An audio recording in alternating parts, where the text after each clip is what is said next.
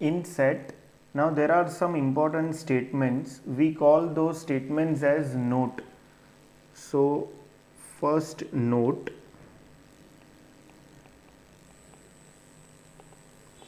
between any two numbers on a number line, there are infinite rational and infinite irrational numbers are present. Now on a number line, consider any two number. So between those two numbers, there are infinite rational and infinite irrational numbers are there. For example, अगर मैं पूछूं, अगर हम लोग लेंगे दो number 2 and 3, so between those two numbers there are infinite rational and infinite irrational numbers present, but between 2 and 3 distance is very large. Let us reduce the distance, 2 and 2.1. Again between those two numbers there are infinite rational and infinite irrational numbers present. Again 2 and 2.1 is again a very large distance. Let us reduce it. Let us say 2.000, 50 0 लगा दो फिर 1 डालो. So again those two numbers are real. 2 and 2.50 के बाद 1.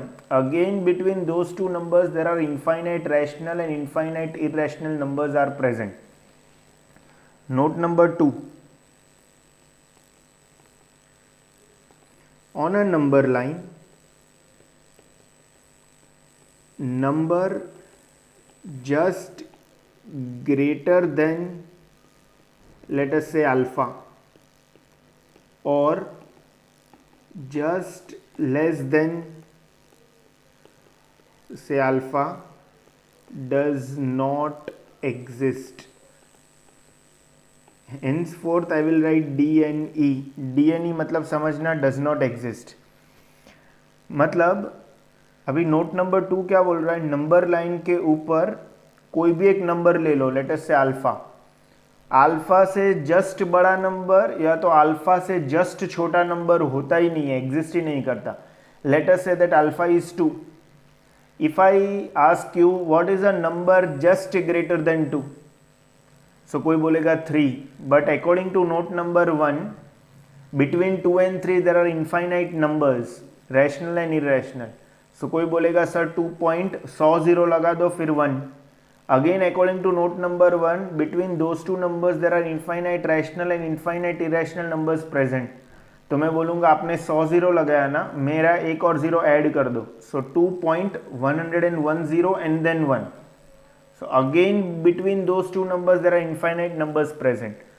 So number just greater than alpha or just less than alpha.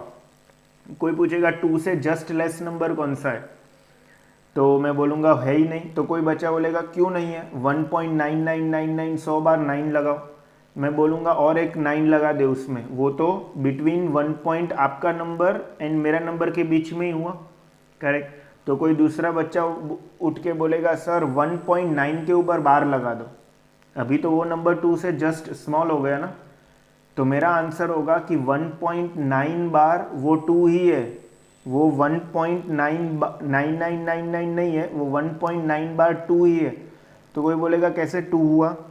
So let us say x is equal to 1.9 bar.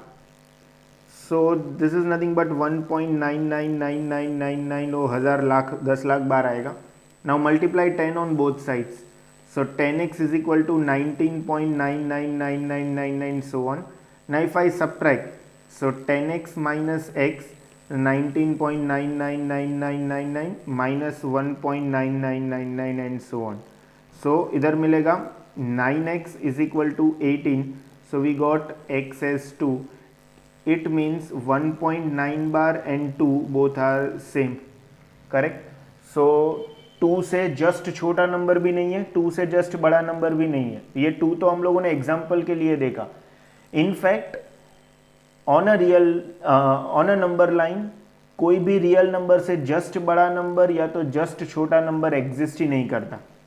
Now let us take some example. अगर one interval is given, that is closed interval 3 to 8, if someone will ask you what is greatest element of this set, so what is greatest element? So I'll say greatest element is 8 because ये closed bracket है, correct. अभी open और close का मैं वापस इधर explanation नहीं दे रहा हूँ, आगे प्रीवियस वीडियो देखो फिर ये समझना। So 3 and 8, so 8 is there because close bracket, so greatest element is 8। कोई पूछेगा what is least element, so least element of this set is 3। Now अगर मैं बोलूँगा open 3 to open 8 and if I ask you what is greatest element of this set, so कोई बच्चा बोलेगा sir 8, तो मैं बोलूँगा बट 8 तो है ही नहीं सेट में। क्यों नहीं है? बिकॉज 8 के पास we put a open bracket. So कोई बच्चा बोलेगा सर 8 से जस्ट छोटा नंबर, तो अभी हम लोगों ने बोला कोई नंबर लाइन पे कोई भी नंबर से जस्ट छोटा नंबर या तो जस्ट बड़ा नंबर होता ही नहीं है। तो greatest element of this set will be DNE, does not exist, है ही नहीं है। So what will be the least element? Least element of this set, now least element, so 3 तो है नहीं बिकॉज 3 के पास भी ओपन ब्रैकेट है। सो 3 से जस्ट बड़ा नंबर, अभी 3 से भी जस्ट बड़ा नंबर ऐसा कोई नहीं होता। So again DNE। Now if I ask you what is greatest integer of this set, now greatest integer, now integer हम लोगों ने पहले का वीडियो में देखा है, so नेगेटिव भी होता है, जीरो भी होता है, पॉजिटिव भी होता है। now between 3 and 8 open bracket all the numbers are present between 3 and 8 that set। तो नंबर के बीच में कौन से इंटीजर आ गए? 4, 5, 6 and 7, ये चार ही इंटीजर है, 3 और 8 तो है नहीं, तो greatest integer will be 7। If I ask you what is least integer of this set, least integer of this set, तो आंसर आएगा 4। okay, so till now what we saw two important notes, that is between any two numbers on a number line there are infinite rational and infinite irrational numbers are present। then second note, on a number line just greater than any number, we took it as alpha, any number 3 से just greater भी possible नहीं है, 3 से just smaller number is possible, not possible, 10 से just बड़ा number भी possible नहीं है, 10 से जस्ट छोटा नंबर भी पॉसिबल नहीं है। Okay, so we saw 2 notes. Now note number 3, note number 3 is plus और minus infinity is not a number. Remember one thing, infinity is not a number. Number वही होता है जिसको नंबर लाइन पे plot कर सकते हैं। Infinity is not a number but infinity is a notion. कुछ तो बड़ा है बट वो नंबर नहीं है। We can't represent infinity on a number line, correct? So plus minus infinity is not a number. Now in this note number 3 I want to ask you 3 important points. First point is in interval whenever we write plus infinity or minus infinity, always put open bracket, definitely, because closed bracket मतलब we have to include that number। अभी infinity number line पे है ही नहीं तो उसको पकड़ तो सकते नहीं है, correct? So always put open bracket at plus infinity also and at minus infinity also. कभी भी कोई भी इनइक्वालिटी में या तो किधर भी अगर इंफिनिटी को इंटरवल के फॉर्म में रिप्रेजेंट करने को बोला तो ऑलवेज ओपन ब्रैकेट आएगा। नाउ सेकेंड पॉइंट इज 1/0 कभी भी इंफिनिटी नहीं होता। हाँ, 1/0 इंफिनिटी की तरफ जाता है but 1/0 is not equal to infinity। so what is 1/0? 1/0 is undefined। point number 3, 1/infinity is again not equal to 0। Then what is 1 upon infinity? 1 upon infinity is also undefined. Correct. अगर मैं बोलूँ what is 1/2 तो तुम लोग बोलोगे 0.5. That is correct because 2 is a number. We can represent that number on a number line. So number का reciprocal एक number आता है. अभी इधर 1/0, 0 is one number, we can represent on a number line. So number का reciprocal एक number आना चाहिए. बट कोई कोई स्टूडेंट्स लिखते हैं 1/0 इज इनफाइनाइट. सो कोई भी नंबर का रेसिप्रोकल एक नंबर होना चाहिए, but infinity is not a number. So number का रेसिप्रोकल नंबर ही होना चाहिए, तो इन्फिनिटी नहीं होना चाहिए. Therefore 1/0 is not equal to infinity. So what is 1/0? 1/0 is undefined. Similarly 1/infinity is not equal to 0. Left hand side undefined, ऐसा कोई नंबर ही नहीं है. नंबर ही नहीं है, उसका रेसिप्रोकल नंबर हो ही नहीं सकता. So 1/infinity is again not equal to 0. So 1/infinity is also undefined.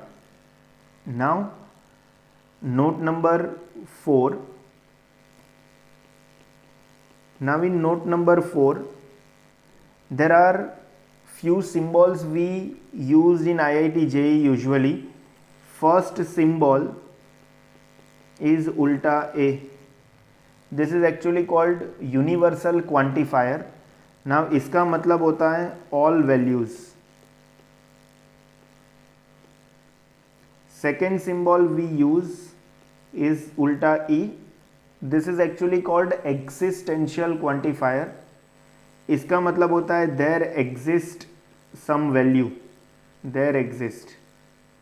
And third symbol होता है ऐसा arrow which is called implies. Correct. So first is universal quantifier, that is ulta A.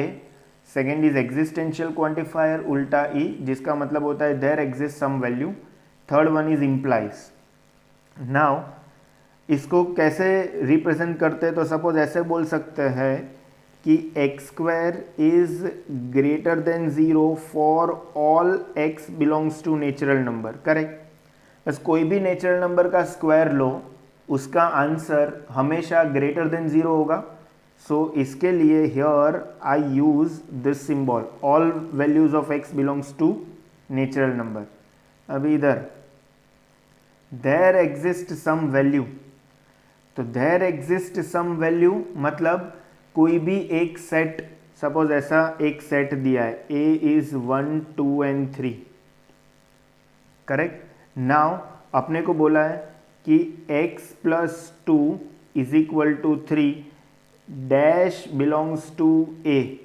अभी मैं इधर for all values of a belongs to, for all values of x belongs to a नहीं लिख सकता, because a के अंदर का हर एक वैल्यू ये जो इक्वेशन है वो सेटिस्फाई नहीं करेगा. So in set a there are only 3 values, only 1 plus 2 equal to 3. Correct. So here I have to write that some values, that is this symbol, some values of x belongs to a, because not all the values of a are satisfying this equation, only some values are satisfying, therefore existential quantifier. Now third one is implies. अभी implies के ऊपर let us solve few questions based on true false.